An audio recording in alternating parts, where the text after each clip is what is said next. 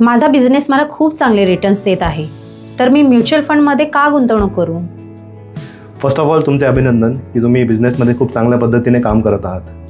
पण इन्व्हेस्टमेंट आणि बिझनेस ह्या दोन्ही वेगवेगळ्या गोष्टी आहेत. साहजिक आहे की तुम्ही तुमच्या बिझनेसमध्ये दिवसाला 8 ते 10 तासांचा टाईम देत आहात, तुमचा एफर्ट देत आहात, तुमचे रिसोर्सेस तुम्ही युटिलाइज करत आहात.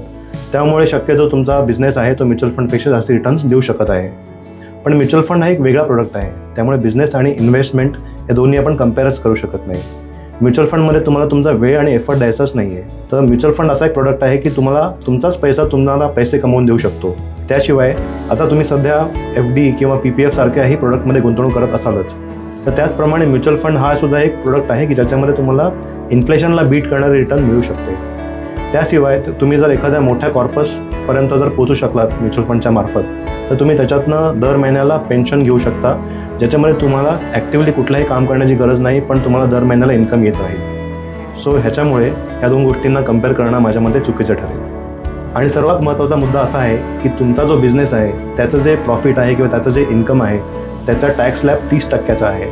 पण म्युच्युअल फंडमध्ये जरी तुम्ही 20-30% जरी रिटर्न्स कमवले तरी त्याच्यावरती तुम्हाला फक्त 12.5%च long term capital gain tax लागतो. तुम्हालाही जर असे डाऊट असतील तर तुम्ही शक्यतो आम्हाला खाली दिलेल्या नंबरवरती कॉल करू शकता. थँक्यू.